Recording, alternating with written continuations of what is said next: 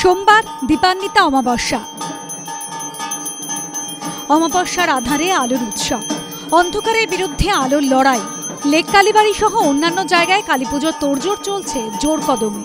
কিন্তু এই কালীপুজোর মাহাত্ম্য কি? দীপান্বিতা কালীপুজোয় একদিকে যেরকম কালীর সাধনা হয়, তার পাশাপাশি অলক্ষ্মী বিদায় দেওয়ারও রীতি রয়েছে বিভিন্ন জায়গায়। এই পুরো বিষয়টাই আমরা জেনে নেব লেক কালীবাড়ির প্রধান সেবায়িত বা মুখ্য সেবায়িত নিতাই চন্দ্র বসুর থেকে। নিতাইবাবু, এই দীপান্বিতা কালী পুজোর ওপর যদি একটু ব্যাখ্যা করেন। লেক কালীবাড়ি হচ্ছে মূলত কালী মন্দির।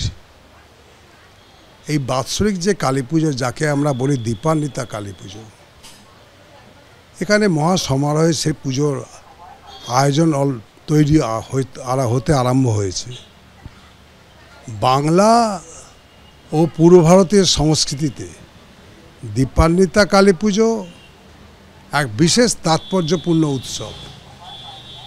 কার্তিক অমাবস্যার অন্ধকারে প্রদীপ জ্বালিয়ে দেবী কালীকে আহ্বান করা হয়। এই পূজা তান্ত্রিক, পৌরাণিক ও সামাজিক এই তিন মাত্রাতেই তাৎপর্যমণ্ডিত। এর স্বাস্থ্যসম্মত ভিত্তিও আছে। কালী পুজো বিশেষত তন্ত্রশাস্ত্র নির্দিষ্ট এক উপাসনা। কালীকুল তন্ত্র ও অগ্নিপুরাণে কালী পুজোর মাহাত্ম্য কিন্তু বিশেষভাবে উল্লেখ করা আছে। কালীতন্ত্রে উল্লেখ আছে, অমাবস্যা নিশীতেতু কালী পূজা বিশেষত, অর্থাৎ অমাবস্যার নিশীতে কালী পুজো বিশেষ ফলদায়ক। অগ্নিপুরাণে আবার বলা হচ্ছে কি, অমাবস্যা মহানিশীজ কালিং সং প্রপূজায়েত সর্বপাপ বিনির্মুক্ত ভবেৎ স প্রিয় দর্শন।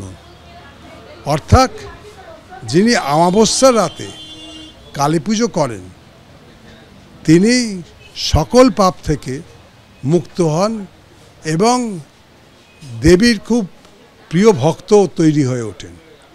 আবার দেবী মাহাত্ম্য কি বলছে? দেবী মাহাত্ম্যে তো কিন্তু কালীতে বলা হয়েছে, ইয়া দেবী সর্বভূতেষু শক্তি রূপেণ সংস্থিতা নমস্তস্যৈ নমস্তস্যৈ নমস্তস্যৈ নমো নমঃ। অর্থাৎ যিনি সকল প্রাণীর মধ্যে শক্তিরূপে বিরাজমান, তাকে কালীরূপে কিন্তু বর্ণনা করা হয়।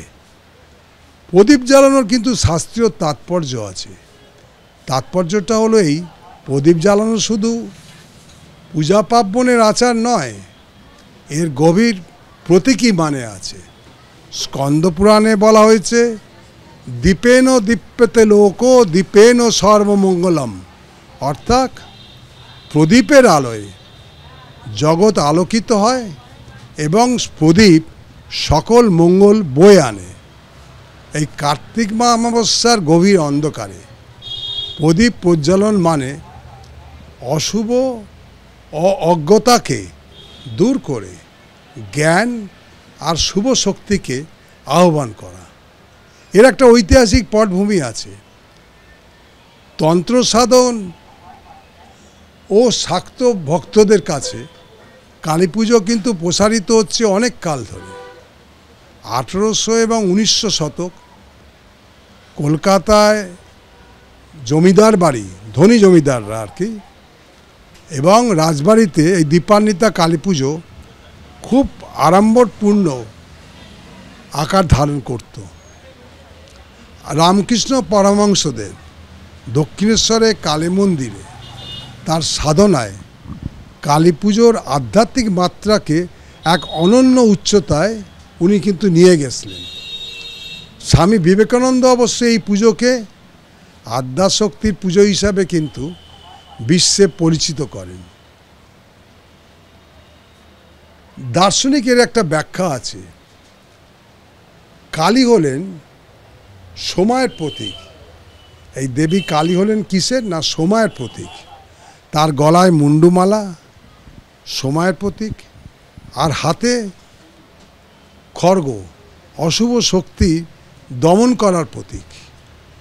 প্রদীপ জ্বালিয়ে এখানে কেবল বাইরের আলোকসজ্জা নয়, অন্তরের অজ্ঞতা ও ভয়ের অন্ধকার দূর করার প্রতীক।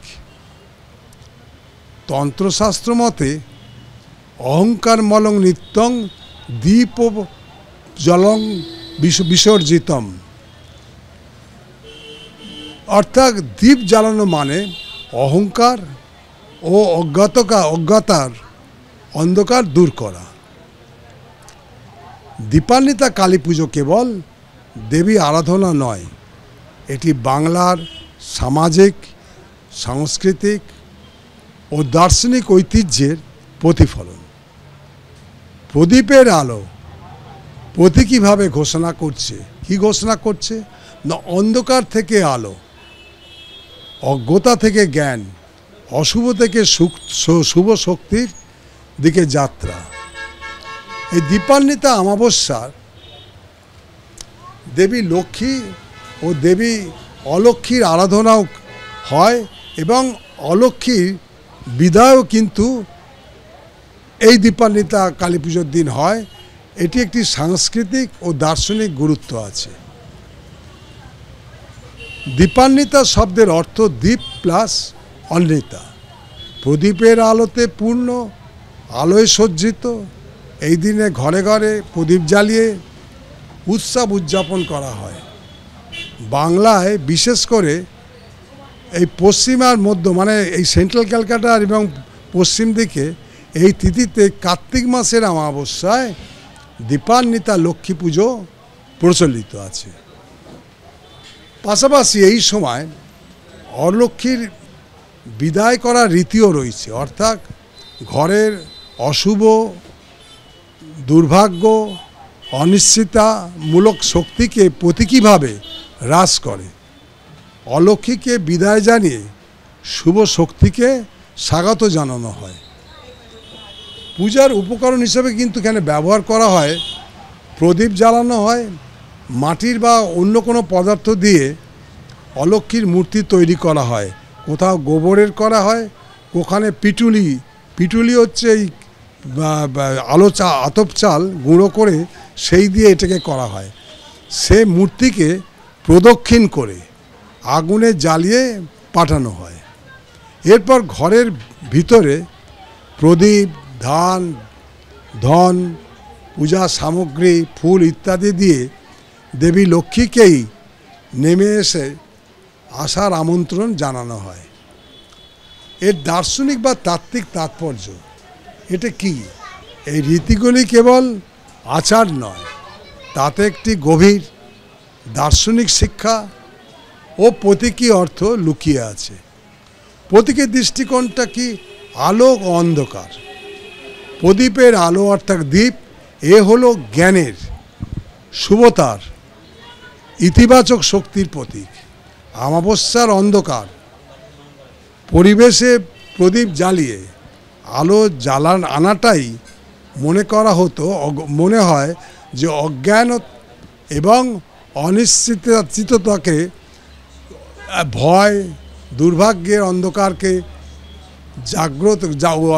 জাগ্রত জ্ঞান ও শুভ শক্তিতে পরিণত করা। লক্ষ্মী ও অলক্ষ্মী।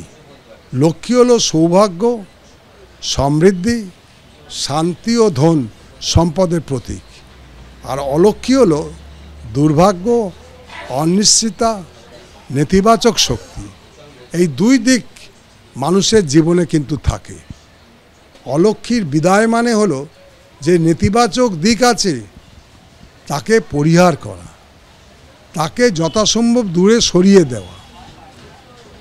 চেতনা ও মানসিক অবস্থান, এই অনুশীলনের মাধ্যমে মানুষ শেখে যে জীবনে শুধুমাত্র বাহ্যিক ধন সম্পদই যথেষ্ট নয়, মানসিক শান্তি, সততা ও নৈতিকতা গুরুত্বপূর্ণ।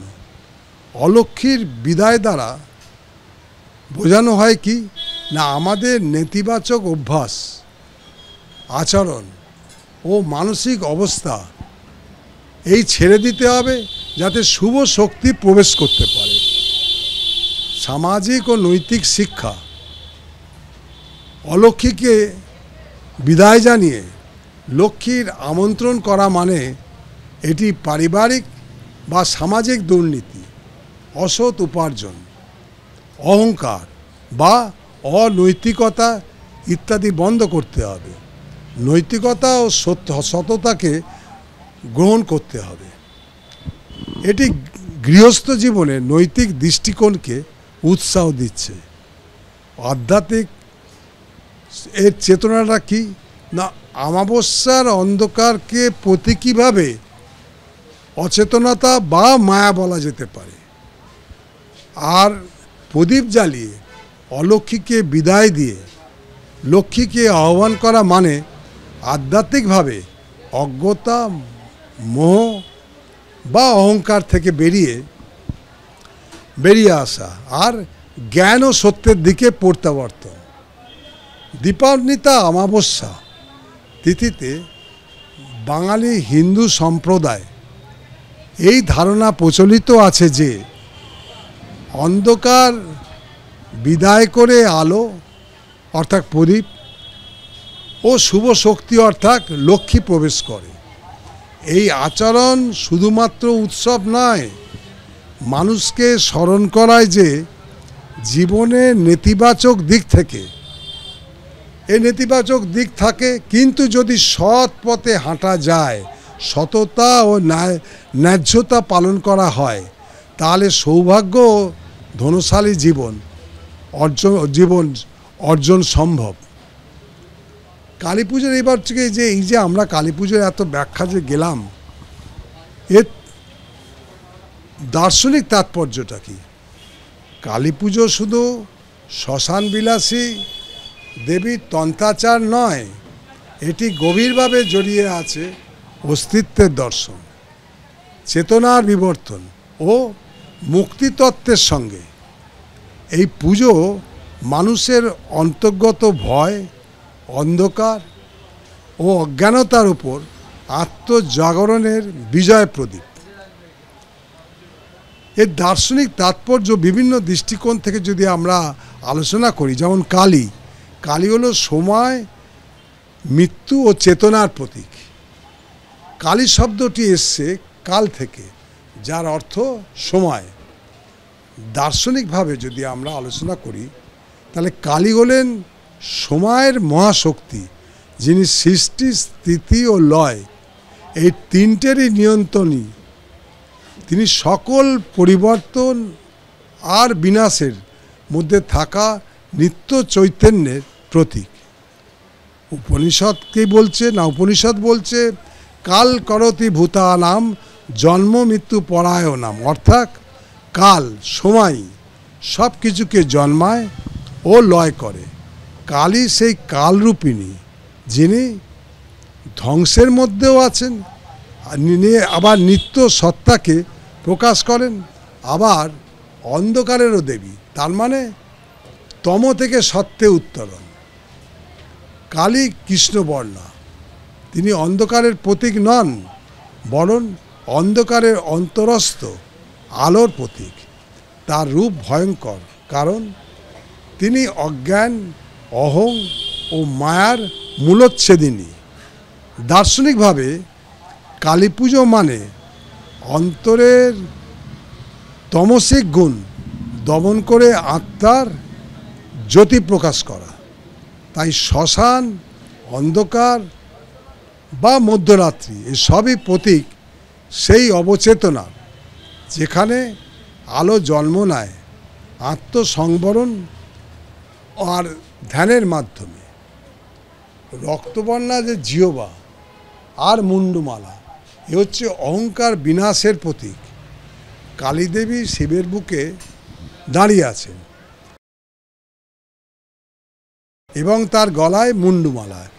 এগুলি বাহ্যিক নয়, বরং অহং আর অজ্ঞানের বিনাশের প্রতীক। মুন্ডমালা মানুষের যে সীমিত চেতনা বা ইন্দ্রিয়বৃত্তির অবসান। রক্তরাঙা জীব, কামনা আর ক্রোধ, এই পরিশুদ্ধ আগুন কামনা আর ক্রোধের পরিশুদ্ধ আগুন, শিবের উপর অবস্থান, পুরুষ অর্থাৎ চেতনা ও প্রকৃতি অর্থাৎ শক্তির এর মিলন, যেখানে শক্তি চেতনার উপর নির্ভরশীল। এই মিলনই অদ্বৈত তত্ত্বের প্রতীক, যেখানে কালী ও শিব পৃথক কিন্তু নয়, বরং শক্তি ও চেতনার ঐক্য। কালীর বিহারভূমি শ্মশান আত্মবোধের এক প্রতীক। শ্মশান মানে মৃত্যুস্থান, কিন্তু দর্শনের দৃষ্টিতে এটি অহংকার ও ভয়ের মৃত্যুস্থান, যেখানে আত্মা উপলব্ধি করে আমি দেহ নই, আমি চেতনা। কালী পুজো তাই মৃত্যুর মা অমৃত গময় এই প্রার্থনারই এক রূপ। আর অন্ধকার ও মৃত্যুর চেতনা অতিক্রম করে অমৃতাত্মা জ্ঞান লাভ করা। তান্ত্রিক দৃষ্টিকোণ থেকে কুণ্ডলিনী ও চক্রতত্ত্ব, তন্ত্র দর্শনে কালী হলেন সহস্রার চক্রে জাগ্রত কুণ্ডলিনী শক্তির, সেই কুণ্ডলিনী শক্তির সর্বোচ্চ প্রকাশ।